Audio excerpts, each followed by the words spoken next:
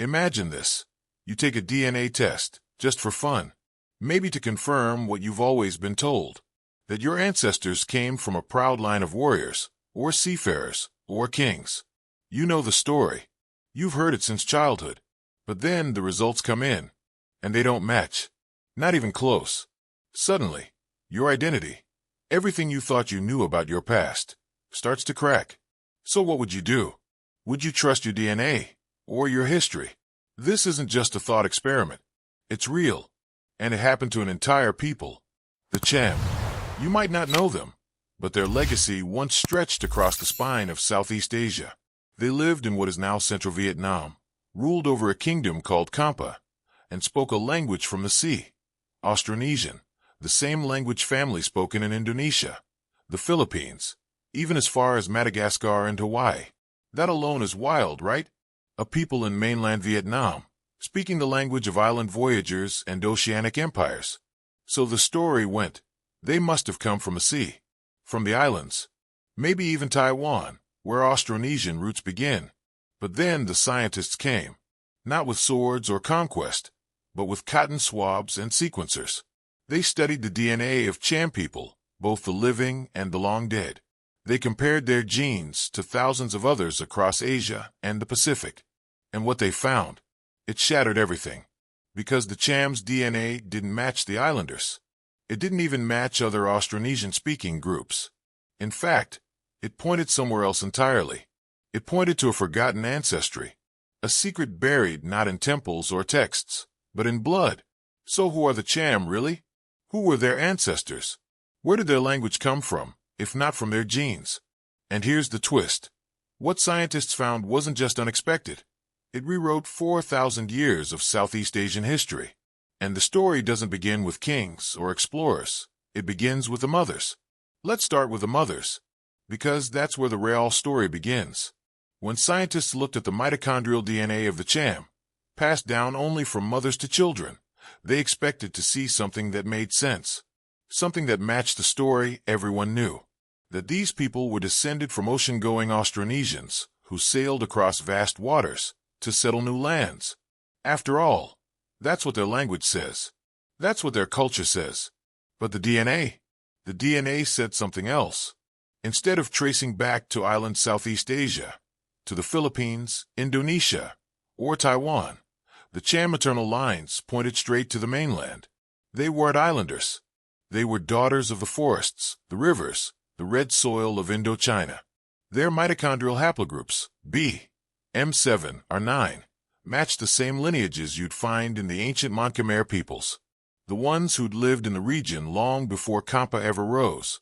Not a trace of island Austronesian in their maternal line, not even a whisper of it. And that's where things got strange, because this wasn't just one or two women. It was most of them. Cham women, generation after generation, were rooted in the land, deeply.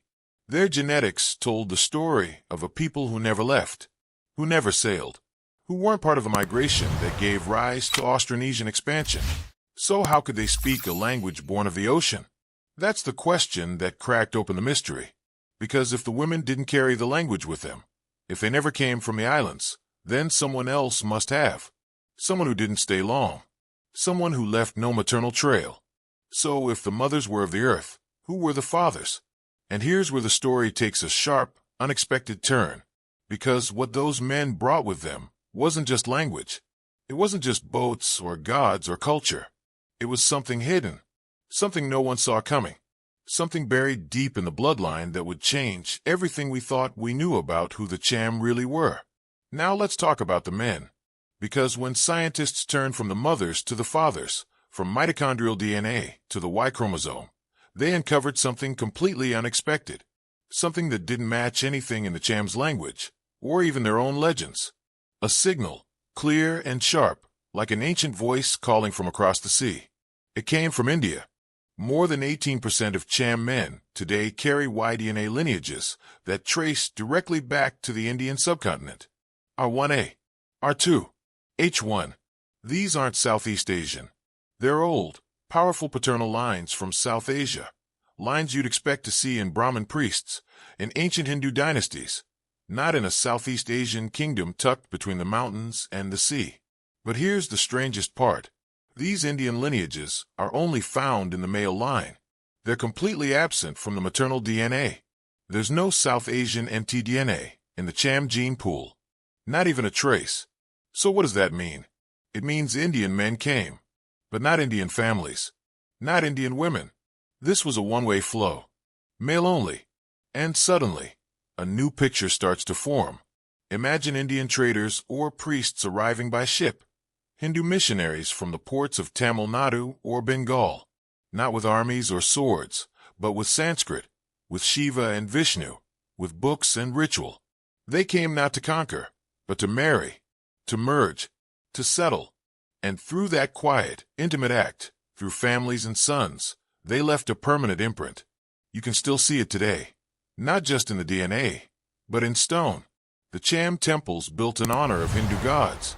The architecture, the carvings, the symbols, they all match what you'd find in early Indian kingdoms. But the real story? The one without words. It's written in the Y chromosome. The sons of these men carried it forward, long after the temples crumbled and the prayers changed. Indian blood didn't spread through war. It spread through love, or alliance, or something in between. But that's not the end of the mystery. Because while these Indian men left their mark, there's another group you'd expect to find in the Cham genome, another powerful presence in their history, and they're not there at all. And it's what's missing from their DNA that raises even bigger questions, ones no one saw coming. Here's where things get even stranger. By the 1600s, the Cham had fully embraced Islam. They built mosques, changed their calendars, prayed toward Mecca. Their ships sailed south, connecting them to the great Muslim port cities, Malacca, Aceh, even the distant courts of the Arabian Peninsula. They were part of the global Islamic world, respected as traders and scholars. Their kings wore Persian robes. Their letters praised Allah. Everything about their world turned east, then west, then inward with the Quran. And yet, when scientists looked into their DNA for signs of this transformation, for the footprints of Arab traders or Malay settlers, they found nothing, not a trace. No J1, no J2, haplogroups that are clear signatures of Arab ancestry. No markers from the Malay archipelago either. Not in the Y-DNA, not in the mtDNA. Nothing. Their genetic map remained still, centered in mainland Southeast Asia. The Islamic world had reshaped their minds, their rituals, their cities. But their blood? Their blood didn't move an inch. It's like the ghosts of Arabia and the Malay world stood at the door of the Cham genome, but never stepped inside. And that's what's so fascinating, because it shows us something rare in human history. A people who could fully adopt a culture, language, religion, clothing, even identity, without ever merging genetically with the people who brought it. They chose the religion, but not the genes. So how did they manage that? How do you open your arms to a world of change, but draw the line when it comes to blood? Were the Cham protecting something deeper than faith or politics? Something more ancient, more rooted? To find out, we have to stop looking at what they borrowed and start asking what they never gave up. Because the next twist? It isn't about outsiders at all. It's about a language, one that should never have been there in the first place. Here's the part that truly bends the rules of history. The Cham speak an Austronesian language. That alone should place them firmly among the great seafaring cultures of the Pacific.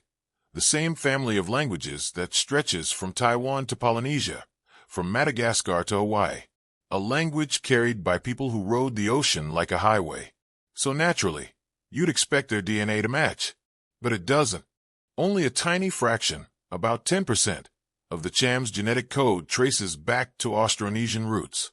And even that small sliver doesn't link them to the islanders you'd expect. Not the Indonesians, not the Malays, not even the Filipinos. Instead, their closest match is a small group in Taiwan known as the Atayal, an indigenous people believed to be at the very beginning of the Austronesian expansion. It's like finding a voice without a face, a language with no tribe to claim it. So what happened? The most likely answer is the one nobody wants to hear. The Cham didn't migrate with the Austronesians. They didn't sail over in massive waves or settle in scattered groups. They adopted the language. Someone, Maybe a small group of early seafarers, merchants, or priests brought Austronesian to this coast. And slowly it spread, not by blood but by influence. Imagine a handful of outsiders, maybe elite traders or ritual leaders, arriving on a mainland shore. They didn't need armies. They had status, prestige, power, the kind of presence that made local people listen, and eventually repeat their words. Over time, everyone else followed. Children grew up speaking the new tongue. Old languages faded. New identity formed. But the DNA? It stayed where it was. Solid, rooted, local. This wasn't a migration. It was a linguistic takeover. A culture passed on, not a people passed down. So now ask yourself, if your ancestors never spoke the language you now call your own, if the very words in your mouth were once foreign, what does that mean for identity? For memory? Would you still feel like yourself? It's unsettling, and it should be, because it shows us that culture isn't always inherited through blood. Sometimes it's a decision, a shift, a choice that leaves no trace in the body, but echoes for generations. But not everything about the Cham is borrowed or adopted. Some pieces are older than language, older than memory. There's one genetic signal, buried deep, that shows up nowhere else. A mysterious haplogroup, forgotten by history, yet still alive in the Cham today. And what it reveals might be the key to everything they never let go of. There's one thread in the Cham genome that no one expected to find.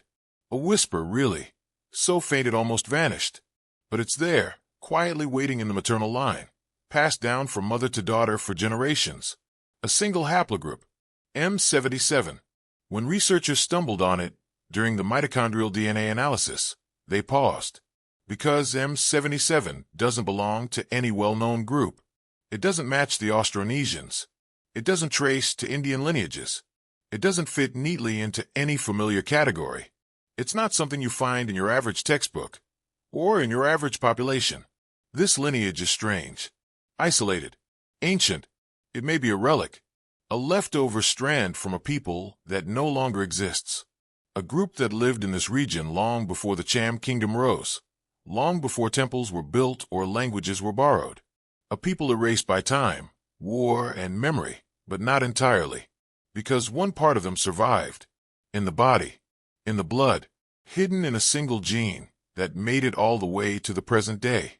M77 is like a ghost carried by Cham women, a quiet reminder that history isn't always written in stone. Sometimes it's written in silence. We'll never know this woman's name. We'll never read her words. But her DNA is still here. She's still here. And in some way, every Cham daughter carries her forward. That's the part that hits hardest. The Cham didn't just inherit a kingdom. They inherited layers, waves of people, of voices, of mothers who never made it into history books, but left their mark in the only place that couldn't be erased. And that changes how we think about identity. It's not just what survives in monuments or maps. It's what survives in us, even when we don't know it's there. But that's just one layer. To really understand who the Cham are, we have to step back. Because their story doesn't just come from the people who stayed. It also comes from those who passed through. Those who left just enough behind to shift the future. And to see that part clearly, we need to zoom out. Way out. Here's the twist that no one saw coming.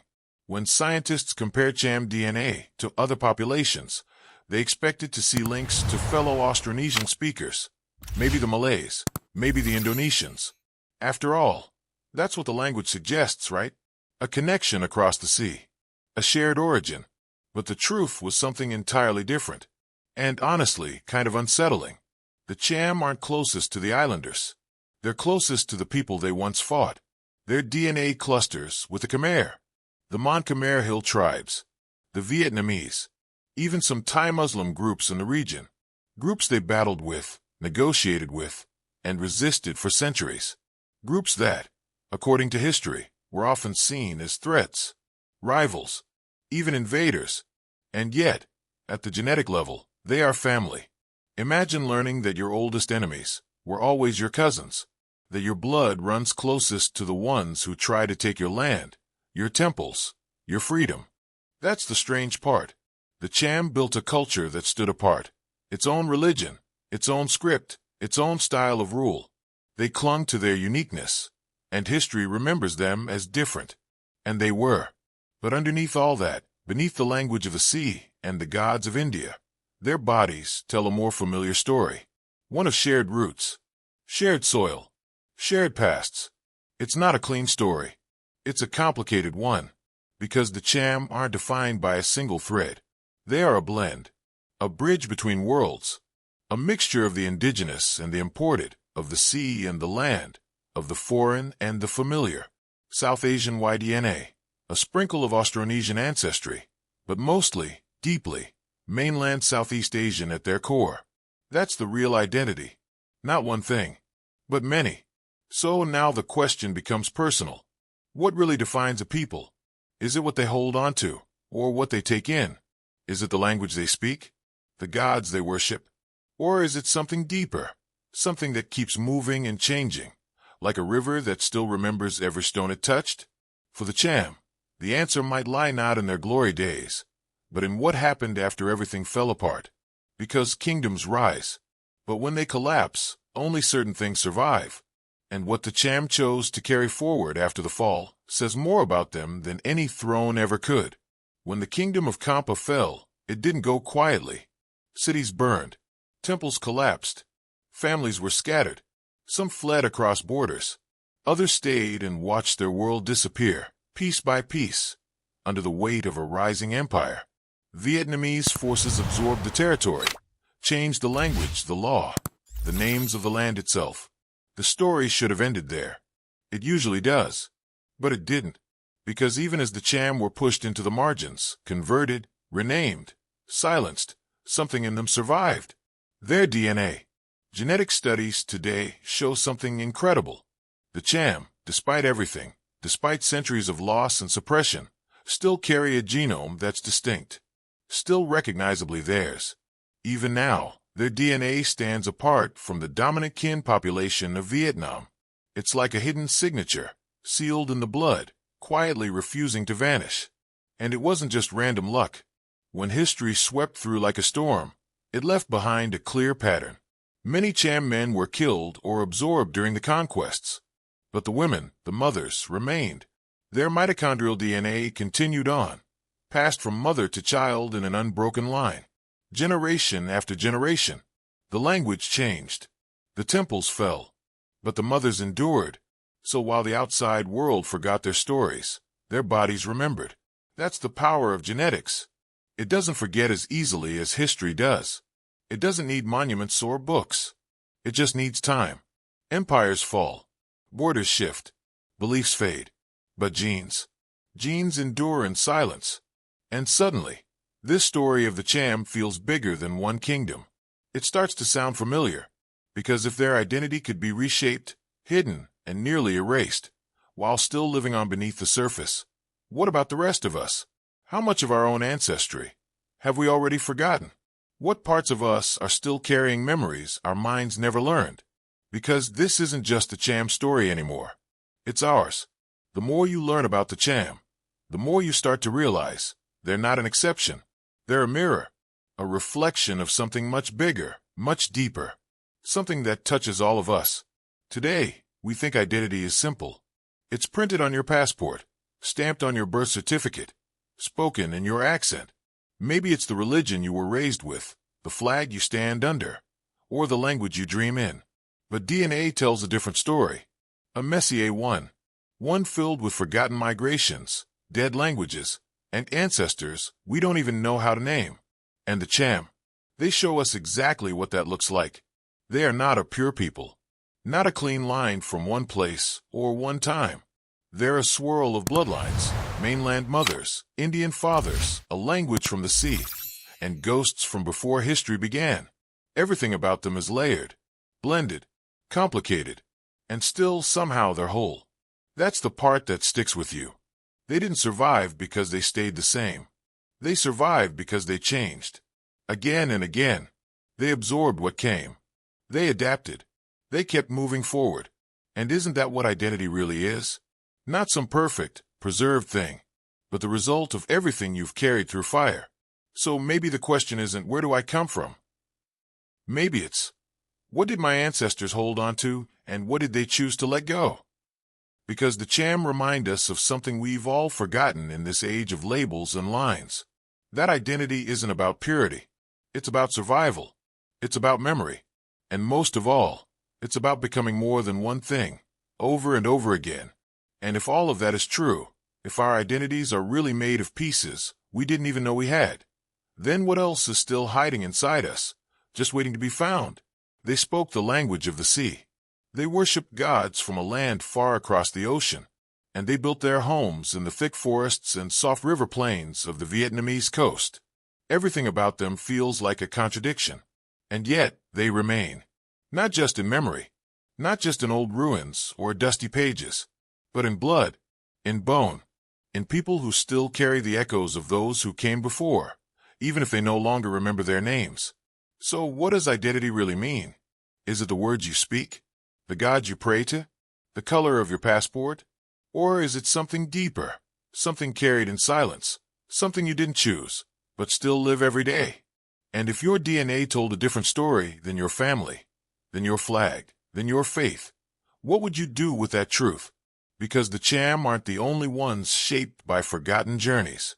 All of us are, in ways we can't see, can't trace, and sometimes can't even believe. So tell me, what part of their story surprised you most? And if you've ever looked into your own ancestry and found something that didn't match what you were told, you're not alone. These stories, they're everywhere, waiting to be uncovered. If this made you think, if it made you feel something, hit subscribe. We've barely scratched the surface. There are more stories, more buried truths, more voices from the past still speaking through us. Let's keep digging, together, because somewhere out there, the next forgotten people are still waiting to be remembered.